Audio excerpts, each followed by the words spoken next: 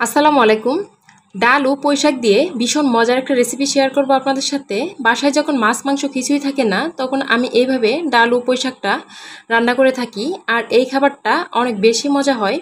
এজন্য শুরুতেই একটা রান্নার প্যানে কিছু মসুর ডাল নিয়েছি। তো মসুর ডালটাকে খুব ভালো করে ধুয়ে নিয়েছি। এরপর এখানে কিছু পুঁইশাক দিয়ে দিলাম। তো পুঁইশাকগুলোকে কিন্তু আমি খুব ভালো করে ধুয়ে পানিটা ঝরিয়ে নিয়েছি।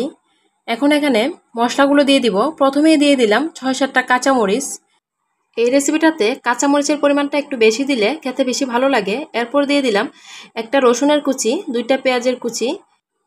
ডাল ও পুঁইশাকের এই রেসিপিটা থাকলে কিন্তু মাছ মাংসেরও কোনো প্রয়োজন হয় না। তো পেঁয়াজ, রসুন, কাঁচামরিচটা দেওয়ার পর এখন দিয়ে দিব এখানে 1 চামচ পরিমাণ হলুদের গুঁড়া। এখানে কিন্তু শুকনো মরিচের গুঁড়া দিব না, যেহেতু কাঁচা মরিচের পরিমাণটা একটু বেশি দিয়েছি। এরপর দিয়ে দিলাম 1 চামচ পরিমাণ ধনিয়ার গুঁড়া, 1 চামচ পরিমাণ জিরার গুঁড়া। লবণ দেওয়ার ভিডিওটা স্কিপ হয়ে গেছে, আপনারা যার যার স্বাদ মতো দিয়ে দিবেন। এরপর পরিমাণ মতো তেল দিয়ে সবগুলোকে একসাথে খুব ভালো করে হাত দিয়ে মেখে নিব। তো সবগুলোকে খুব ভালো করে হাত দিয়ে মেখে নেওয়ার পর এখন দিয়ে দিব পরিমাণ মতো পানি। পানিটা কিন্তু সবটা একসাথে দিয়ে দিব, পরে আর কোনো পানি ব্যবহার করব না। এখন পরিমাণ মতো পানি দিয়ে দিলাম। ডালটা সিদ্ধ হতে কিন্তু একটু পানি লাগবে, এমনিতেও পুঁইশাক থেকে বেশ অনেকটা পরিমাণ পানি উঠবে, তবু ডালটার জন্য পানিটা দেওয়া। এরপর একটা ঢাকনা দিয়ে ঢেকে চুলায় প্যানটা বসিয়ে দিলাম। ঢাকনা দিয়ে ঢেকে 10-12 মিনিট রান্না করে নেওয়ার পর এই পর্যায়ে ঢাকনাটা উঠিয়ে সবগুলোকে একসাথে নেড়েচেড়ে মিশিয়ে দিচ্ছি। এখন কিন্তু ডাল ও পুঁইশাকটা খুব সুন্দর সিদ্ধ হয়ে গেছে। এখন এখানে আমি 2টা ডিম ভেজে দিয়ে দিব।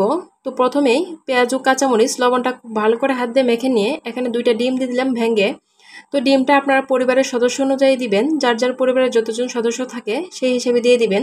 তো ডিমগুলোকে ভেজে নিচ্ছি। এই জন্য একটা প্যানে পরিমাণ মতো তেল দিয়ে ডিমটাকে ভেজে নিচ্ছি। তো আপনারা চাইলে ডিমটাকে কিন্তু এখানে পেঁয়াজ কাঁচামরিচ ছাড়াও ভেজে নিতে পারেন। তো আমার কাছে পেঁয়াজ কাঁচামরিচটা দিয়ে ভেজে নিলে তরকারিতে দিলে খেতে বেশি ভালো লাগে। তো ডিমটাকে ভেজে নেওয়ার পর এখন ডিমটাকে আমি ছোটো ছোটো টুকরো করে ভাগ করে নিচ্ছি। তো আমি 2টা ডিমকে প্রায় 6 থেকে 7টা টুকরো করে নিয়েছি। ভেজে নেওয়া ডিমের টুকরোগুলো এখন দিয়ে দিব ডাল ও পুঁইশাকের তরকারিটাতে। তো তরকারিটাতে দিয়ে এখন আবারও ঢাকনা দিয়ে ঢেকে 3-4 মিনিট রান্না করে নিব। তো ঢাকনাটা দিয়ে 3-4 মিনিট রান্না করে নেওয়ার পর এই পর্যায়ে এখন তরকারিটাতে বাগার দিব। এই জন্য চুলায় একটা প্যান বসিয়ে পরিমাণ মতো তেল দিয়ে দিলাম। এরপর দিয়ে দিলাম পেঁয়াজ ও রসুনের কুচি।